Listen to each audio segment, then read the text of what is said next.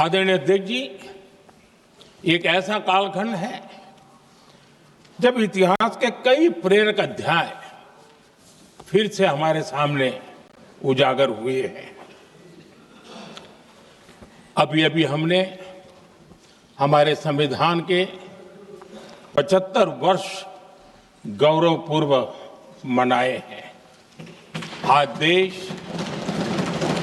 सरदार वल्लभ भाई पटेल की और भगवान बिरसा मुंडा की 150वीं जयंती भी मना रहा है। और अभी अभी हमने गुरु तेग बहादुर के 350वां बलिदान दिवस भी मनाया। और आज हम वंदे मातरम की 150 वर्ष निमित्त सदन की एक सामूहिक ऊर्जा को, उसकी अनुभूति करने का प्रयास कर रहे हैं। वंदे मातरम 150 वर्ष की यात्रा अनेक पड़ावों से गुजरी है, लेकिन आदरणीय अध्यक्ष जी, वंदे मातरम का जब 50 वर्ष हुए तब देश गुलामी में जीने के लिए मजबूर था। और वंदे मातरम के 100 साल हुए तब देश आपातकाल की जंजीरों में जकड़ा हुआ था।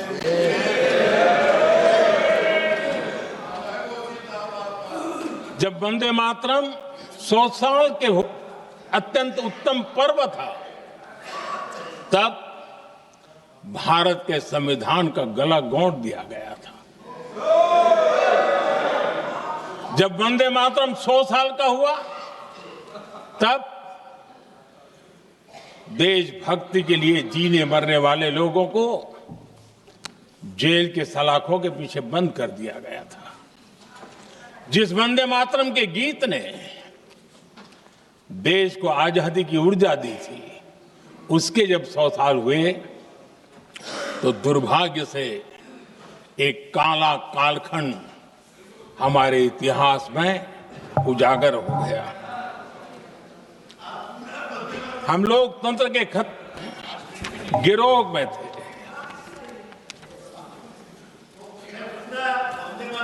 आदरणीय अध्यक्ष जी, 150 वर्ष उस महान अध्याय को, उस गौरव को पुनः स्थापित करने का अवसर है। और मैं मानता हूं सदन ने भी और देश ने भी इस अवसर को जाने नहीं देना चाहिए। यही वंदे मातरम है जिसने 1947 में देश को आजादी दिलाई। स्वतंत्रता संग्राम का भावात्मक नेतृत्व इस वंदे मातरम के जयघोष में था। आदरणीय अध्यक्ष जी, आपके समक्ष आज जब मैं वंदे मातरम 150 निमित्त चर्चा के लिए आरंभ करने खड़ा हुआ हूं, यहां कोई पक्ष प्रतिपक्ष नहीं है, क्योंकि हम सब यहां जो बैठे हैं एक्चुअली हमारे लिए रण स्वीकार करने का अवसर है कि जिस वंदे मातरम के कारण लक्षावधि लोग आजादी का आंदोलन चला रहे थे, और उसी का परिणाम है कि आज हम सब यहां बैठे हैं। और इसलिए हम सभी सांसदों के लिए, हम सभी जनप्रतिनिधियों के लिए वंदे मातरम के रण स्वीकार करने का ये पावन पर्व है।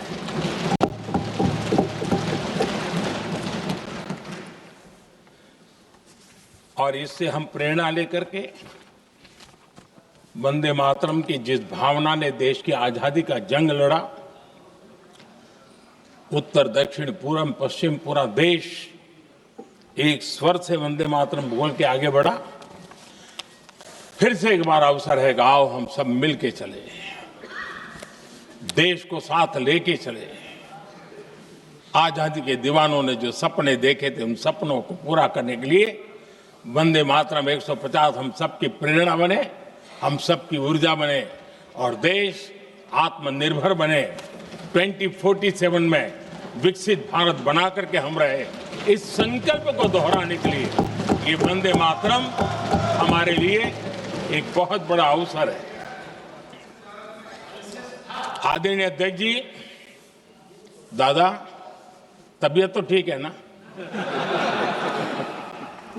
नहीं, कभी कभी इस उम्र में हो जाता है। आदरणीय अध्यक्ष जी, वंदे मातरम की इस यात्रा की शुरुआत बंकिम चंद्र जी ने 1875 में की थी और गीत ऐसे समय लिखा गया था जब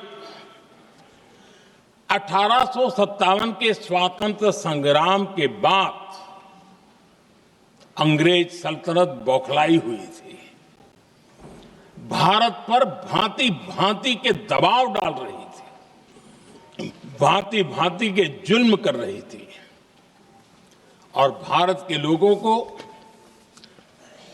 मजबूर किया जा रहा था अंग्रेजों के द्वारा। और उस समय उनका जो राष्ट्रीय गीत था, गॉड सेव द क्वीन, इसको भारत में घर घर पहुंचाने का एक षड्यंत्र चल रहा था।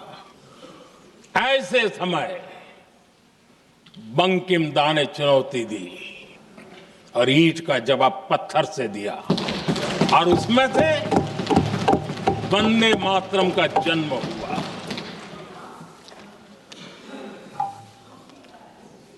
इसके कुछ वर्ष बाद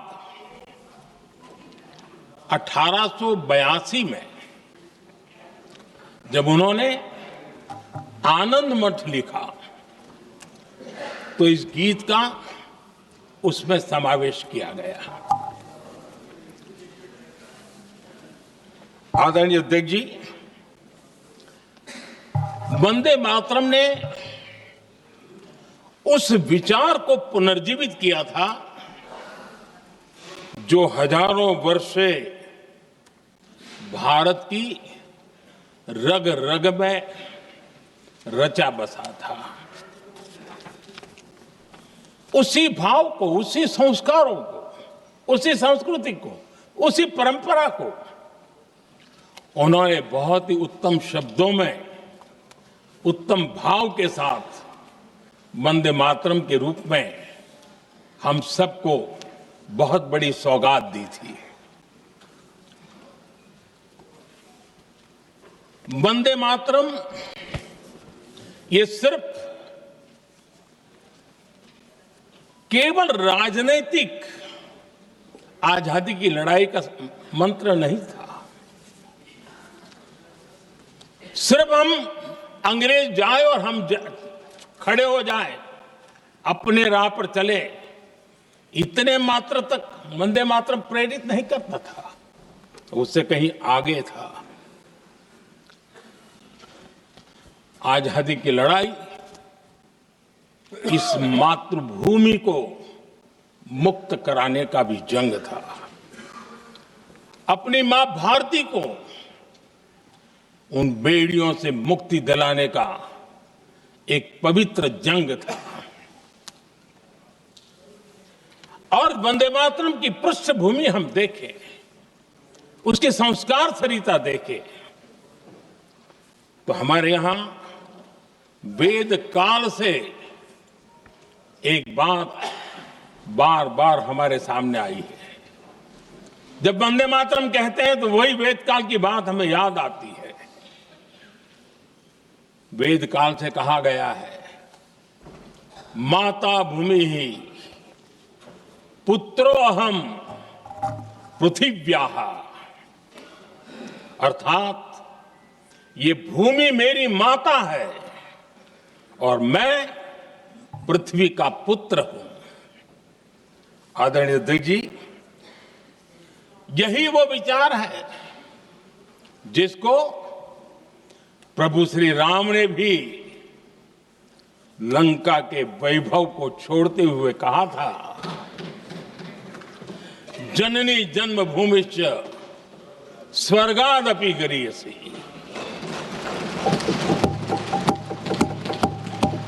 वंदे मातरम यही महान सांस्कृतिक परंपरा का एक आधुनिक अवतार है। आदरणीय अध्यक्ष जी, बंकिम दा ने जब वंदे मातरम की रचना की तो स्वाभाविक ही वो स्वतंत्रता आंदोलन का स्वर बन गया। पूरब से पश्चिम, उत्तर से दक्षिण, वंदे मातरम हर भारतीय का संकल्प बन गया। इसलिए वंदे मातरम की स्तुति में लिखा गया था, मातृभूमि स्वतंत्रता की वेदिका पर मदोमय, मातृभूमि स्वतंत्रता की वेदिका पर मोदमय, स्वार्थ का बलिदान है यह शब्द है वंदे मातरम। है सजीवन मंत्र भी यह विश्व विजयी मंत्र भी, शक्ति का आह्वान है यह शब्द वंदे मातरम। उष्ण शोणित से लिखो, वक्षस्थली को चीरकर, वीर का अभिमान है यह शब्द वंदे मातरम। आदरणीय अध्यक्ष जी, कुछ दिन पूर्व जब वंदे मातरम 150 का आरंभ हो रहा था तो मैंने उस आयोजन में कहा था, वंदे मातरम हजारों वर्ष की सांस्कृतिक ऊर्जा भी थी, उसमें आजादी का जज्बा भी था और आजाद भारत का विजन भी था। अंग्रेजों के उस दौर में एक फैशन हो गई थी भारत को कमजोर, निकम्मा, आलसी, कर्महीन, इस प्रकार भारत को जितना नीचा दिखा सके ऐसी एक फैशन बन गई थी। और उसमें हमारे यहां भी जिन्होंने तैयार किए थे वो लोग भी वही भाषा बोलते थे। तब बंकिम दा ने उस हीन भावना को भी झकझोरने के लिए और सामर्थ्य का परिचय कराने के लिए वंदे मातरम के भारत के सामर्थ्यशाली स्वरूप को प्रकट करते हुए आपने लिखा था, तम ही दुर्गा दश प्रहरण धारिणी, कमला कमल दल विहारिणी, वाणी विद्या दायिनी, नमामि त्वाम नमामि कमलाम, अमलाम अतुलाम, सुजलाम सुफलाम, मातरम वंदे मातरम। अर्थात भारत माता ज्ञान और समृद्धि की देवी भी है और दुश्मनों के सामने अस्त्र शस्त्र धारण करने वाली चंडी भी है। अध्यक्ष जी, ये शब्द, ये भाव, ये प्रेरणा गुलामी की हताशा में हम भारतीयों को हौसला देने वाले थे।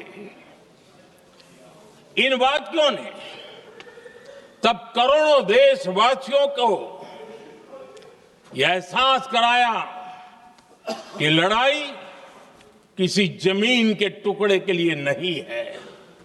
ये लड़ाई सिर्फ सत्ता के सिंहासन को कब्जा करने के लिए नहीं है। ये गुलामी की बेड़ियों को मुक्त कर हजारों साल की महान जो परंपराएं थी, महान संस्कृति, जो गौरवपूर्ण इतिहास था, उसको फिर से पुनर्जन्म कराने का संकल्प इसमें था।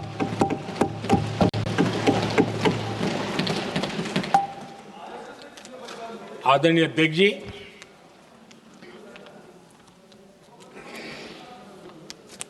वंदे मातरम, इसका जो जन जन से जुड़ाव था, ये हमारे स्वतंत्र संग्राम की एक लंबी गाथा अभिव्यक्त होती है। आदरणीय अध्यक्ष जी, जब भी जैसे किसी नदी की चर्चा होती है, चाहे सिंधु हो, सरस्वती हो, कावेरी हो, गोदावरी हो, गंगा हो, यमुना हो, उस नदी के साथ एक सांस्कृतिक धारा प्रवाह, एक विकास यात्रा का धारा प्रवाह, एक जन जीवन की यात्रा का प्रवाह उसके साथ जुड़ जाता है। लेकिन क्या कभी किसी ने सोचा है कि आजादी जंग के हर पड़ाव, वो पूरी यात्रा वंदे मातरम की भावनाओं से गुजरता था, उसके तट पर पल्लवित होता था। ऐसा भाव काव्य शायद दुनिया में कहीं उपलब्ध नहीं होगा। आदरणीय अध्यक्ष जी,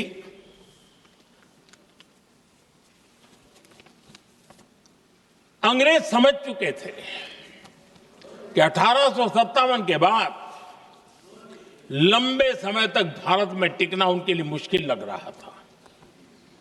और जिस प्रकार से वो अपने सपने लेकर के आए थे, तब उनको लगा कि जब तक भारत को बांटेंगे नहीं, जब तक भारत को टुकड़ों में नहीं बांटेंगे, भारत में ही लोगों को एक दूसरे से लड़ाएंगे नहीं, तब तक यहां राज करना मुश्किल है। और अंग्रेजों ने बांटो और राज करो इस रास्ते को चुना और उन्होंने बंगाल को इसकी प्रयोगशाला बनाया। क्योंकि अंग्रेज भी जानते थे, वो एक वक्त था जब बंगाल का बौद्धिक सामर्थ्य देश को दिशा देता था, देश को ताकत देता था, देश को प्रेरणा देता था। और इसलिए अंग्रेज भी चाहते थे कि बंगाल का ये जो सामर्थ्य है वो पूरे देश की शक्ति का एक प्रकार से केंद्र बिंदु है। और इसलिए अंग्रेजों ने सबसे पहले बंगाल के टुकड़े करने की दिशा में काम किया। और अंग्रेजों का मानना था कि एक बार बंगाल टूट गया तो ये देश भी टूट जाएगा और वो यावत चंद्र दिवाकरो राज करते रहेंगे, ये इनकी सोच थी। 1905 में अंग्रेजों ने बंगाल का विभाजन किया। लेकिन जब अंग्रेजों ने 1905 में ये पाप किया तो वंदे मातरम चट्टान की तरह खड़ा रहा। बंगाल की एकता के लिए वंदे मातरम गली गली का नाद बन गया था और वही नारा प्रेरणा देता था। अंग्रेजों ने बंगाल विभाजन के साथ ही भारत को कमजोर करने के बीच और अधिक बोने की दिशा पकड़ ली थी। लेकिन वंदे मातरम एक स्वर एक सूत्र के रूप में अंग्रेजों के लिए चुनौती बनता गया और देश के लिए चट्टान बनता गया। आदरणीय अध्यक्ष जी, बंगाल का विभाजन तो हुआ, लेकिन एक बहुत बड़ा स्वदेशी आंदोलन खड़ा हुआ और तब वंदे मातरम हर तरफ गूंज रहा था। अंग्रेज समझ गए थे कि बंगाल की धरती से निकला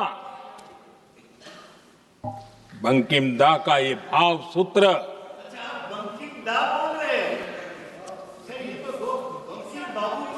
बंकिम बाबू बोले। अच्छा, thank you thank you thank you thank you thank you, आपकी भावनाओं के लिए मैं आदर करता हूं। बंकिम बाबू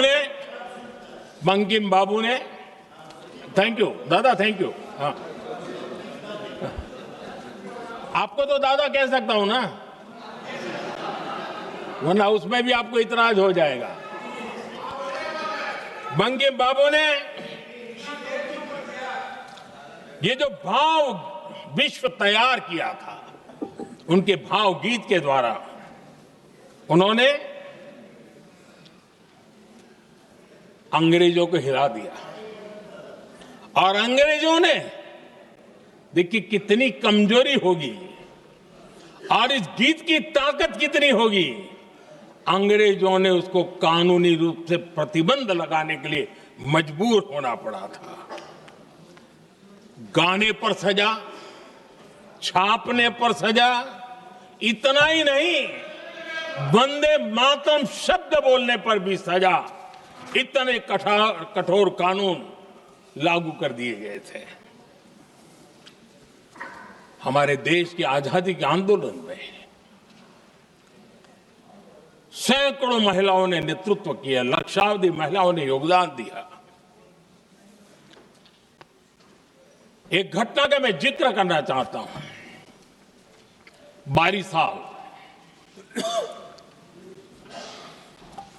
साल में वंदे मातरम गाने पर सर्वाधिक जुल्म हुए थे। वो 22 साल आज भारत का हिस्सा नहीं रहा है और उस समय 22 साल की हमारी माताएं, बहनें, बच्चे मैदान में उतरी थी वंदे मातरम के स्वाभिमान के लिए।